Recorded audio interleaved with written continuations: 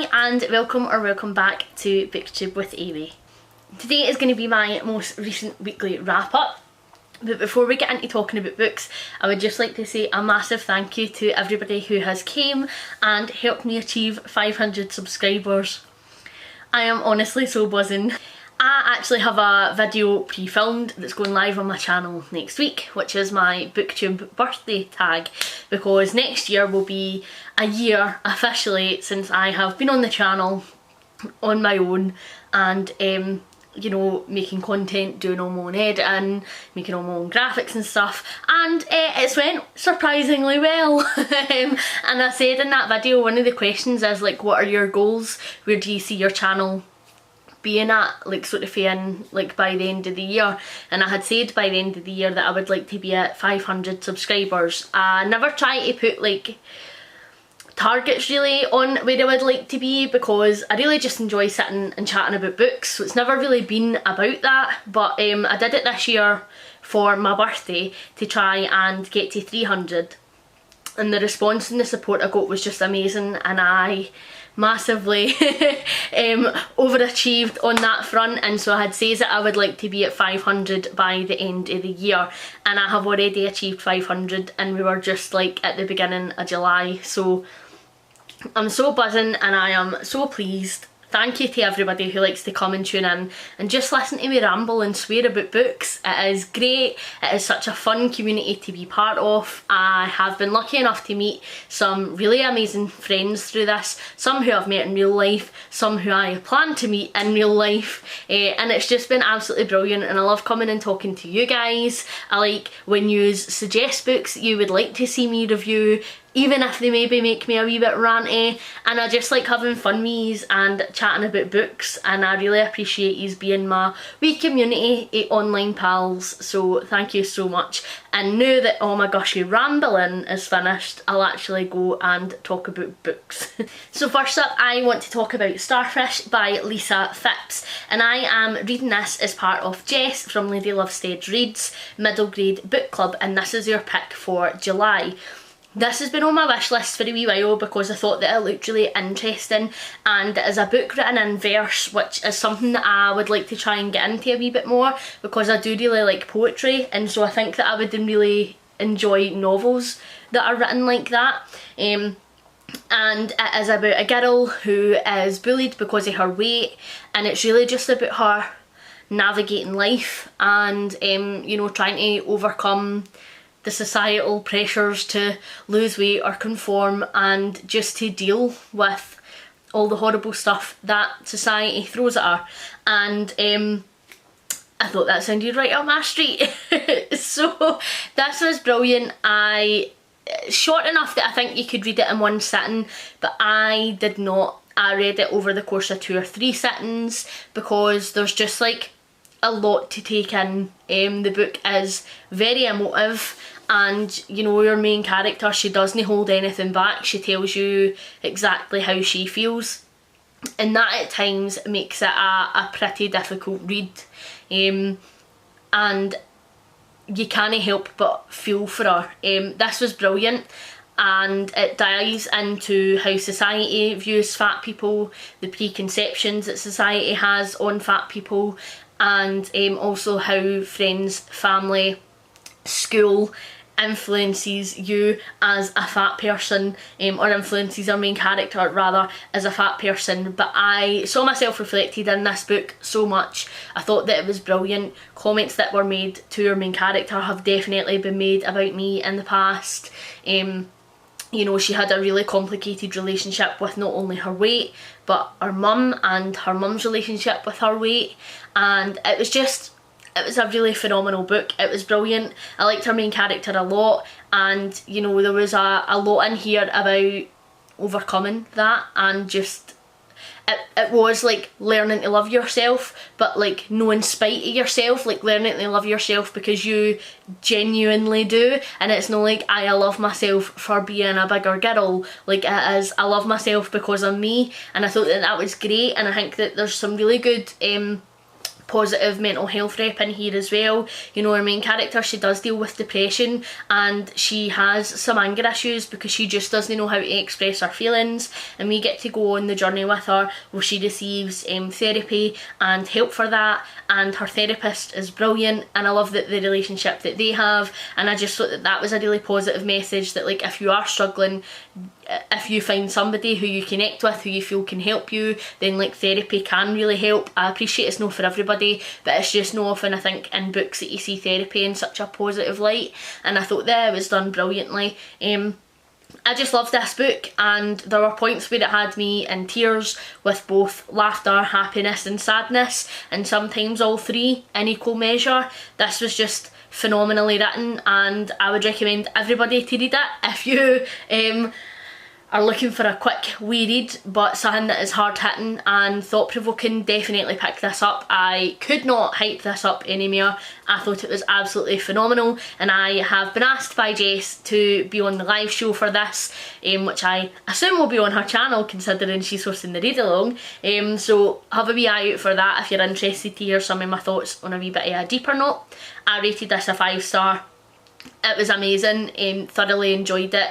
This isn't indie, so this doesn't count as part of my Indie Accords read along. By the way, in case you haven't seen my announcement video, I'm one of the team captains for the BookTube Blitz, which is a community-led read-along, so you get more points for interacting in community events than you do for actually reading books. And if you're interested in getting to know some other booktubers, you don't need to be a booktuber to participate. You can just be a booktube consumer, and you can come and you can hang out and get to know me and some other booktubers a wee bit better as well. Then you can come and join my team, Team Tartan.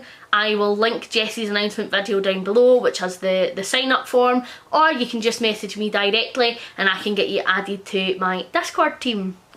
Then I read From Dead to Worse by Charlene Harris, and this is the next in the series for my Out of the Coffin read along. Now, on the end of my live show last week, we made an agreement, and Sam and I, that we weren't going to read this to the end of the month because, I mean, the urge to binge read the rest of the series is real and alive within us all, and so we were going to try and hold off to the end of the month so that we didn't have as long to wait in between books, and that didn't happen because peer pressure's a thing. So Sam caved first because she had it and it was just like staring at her, and she picked it up.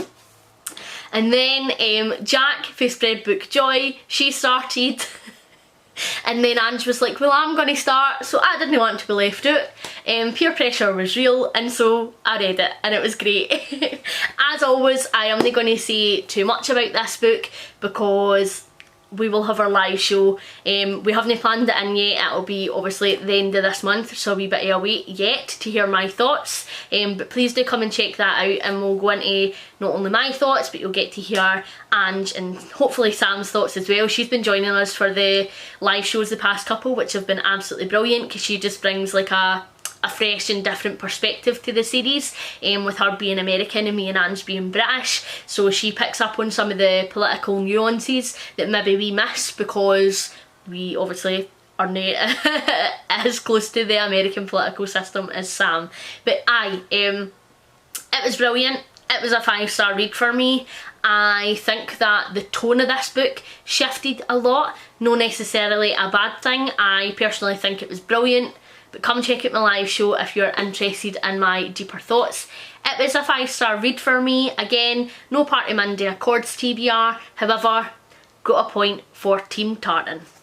And then I read the I can't talk. Then I read the Suki Stackhouse short story, which by the way is a tongue twister and a half. Try saying that after a couple of tequilas. Suki Stackhouse short story, Suki Stackhouse short story, Suki Stackhouse short story. Alright, well I just did it like twice in rapid succession and was fine. Maybe it's not that much of a tongue twister. And aye. So I read the short story Gift Wrap. Again, Not going to say too much about it, but it was another short story that I thoroughly enjoyed. This is actually my first time reading the short stories, so it's nice to find out some different things about our characters that I didn't know or have only really been briefly mentioned within the main series, but I'm getting a wee bit more detail in here, so that was great as well. So then I read Sebastian by P.D. Casick, and I was actually lucky enough to get approved for this on NetGalley as a NetGalley arc, and I binged it. Like, it was such a great book, and I actually reached out to the publisher and they're going to send me a finished copy when they receive them, which makes me very, very happy, and it will be on my shelves soon. I will share that with you guys when it arrives, because I just thoroughly enjoyed this. I didn't want to say too much about it plot wise because it's quite a quick wee read, and so I feel like if I tell you anything plot wise, really, it'll sort of spoil it. So all I'm going to tell you is the tagline that's on the front of the cover that like instantly drew me in, and then sort of feel like my feelings on the book without giving away plot points. And I'm going to try, right? I am terrible at no spoiling books. Like, I think we all know this by now. I know I've started putting up like a wee spoilery warning thing, but like I feel like that should just be it on my entire videos, because I'm terrible. Terrible. Like, I'm not the booktuber for watching if you ever want to read any books that I'm recommending. Which, I mean, totally negates the point of being a booktuber, doesn't it? But anyway, so the tagline that totally pulled me in is an obsession, a mannequin, a photographer, her son, and her sanity. And the cover for this is just absolutely phenomenal and just looked super fucking creepy. I'll pop a picture of it up so that you guys can see it, but it was just brilliant, and I read this as part of the Indie Accords read along, and I used this as the leave a review on a book prompt, because I obviously reviewed it on NetGalley, but I also then went and left a review on Goodreads, which isn't something I do a lot. Like, I always rate books, but I very rarely write a review, so I used that for this prompt. This was a really great book, and I thoroughly enjoyed it. It is very slow build, and if like it's classed as horror, right? And I think that that is debatable. I feel like it is like some sort of literary fiction horror hybrid. If you don't like a slower book, then this isn't going to be for you. I normally don't like a slow book, so I know that you're like, bitch, this isn't for you either. What are you talking about? But with this book, I loved it, because we had some really interesting family dynamics between the photographer and her son, between the son and his wife, between the photographer and our granddaughter, and then obviously between the photographer and this mannequin. And we get to spend like most of the book at different family events, birthdays, Thanksgivings, Monday night Chinese nights, just being with these characters and seeing these dynamics play out. And like, the action doesn't happen until right at the end of the book, really, right? But there was something so tense, and like this whole book just gave me like a real feeling of unease, because like although you're just like at a family dinner, because we have like all this other information for your main character, and like we have all these different family dynamics coming into play, like it just made the entire situation really tense. And like I had like a proper sense of dread like the entire time that I was reading this book, because at any moment it felt like something could just pop off. Like there could be drama, there could be arguments, there could be things said, and it was just such a bizarre reading experience. Brilliant, but bizarre, and I thoroughly enjoyed it. Like the level of discomfort that this book gave me was phenomenal, and for the author to be able to achieve giving me that level of discomfort without there being any obvious horror on the page, I think was fantastic. Like atmospherically, this book is as scary as some of the scariest horror novels I've read, but like there was nothing horrific on the page. Like it is just bizarre, and I probably am not describing it very well, but it was just honestly phenomenal, and I thoroughly enjoyed it. I was really invested in these characters as well, and while there are some horror books where I really do get invested in the characters, anything by David Sodergren, for example, Southern Book Club's Guide to Slaying Vampires by Grady Hendrix, really bought into the characters, really enjoyed the characters, really loved the characters in some cases. With a lot of other horror, I tend not to connect to the characters quite as much, and I don't know if that's because I particularly like sort of a slashery horror, so I'm like, everybody's gonna die, no point in getting connected. So I don't know if like I sort of go into it with that mindset a wee bit, but like I really cared about the characters in here. I cared about them all, and you get to know them all so well and so brilliantly, and although it is only for the perspective of the son, like it's fantastic, and each chapter starts with almost like a wee diary entry for him, so that like you're sort of getting some other side of the story, which is like first person before it goes into being a wee bit like third person. It was just brilliant. I really did. I thoroughly enjoyed this. It was a 5-star read for me, and no doubt when the physical book comes I will reread it, because it made me feel all the emotions. There were parts of it that were sad, some of it was really funny, but like I say, the thing that I take away from this book was just that like dread, like where is this going, what's going to happen, how are we going to deal with it, like holy shit, what's going on. Honestly, it was fantastic, and it was just epic. If you aren't a huge horror reader, I think that you might enjoy this as well. There is like no body horror, there are no like jump scares, you know, it's no like mass murderers coming to get you or anything like that. It's just like, does cozy horror exist? Is cozy horror a thing? Has this author just created an entirely new genre? Maybe cozy horror isn't the right description, but it sort of is. Oh my god, it is! I've just came to the realisation that this is a cozy horror. Right, that's it. I'm banking it there.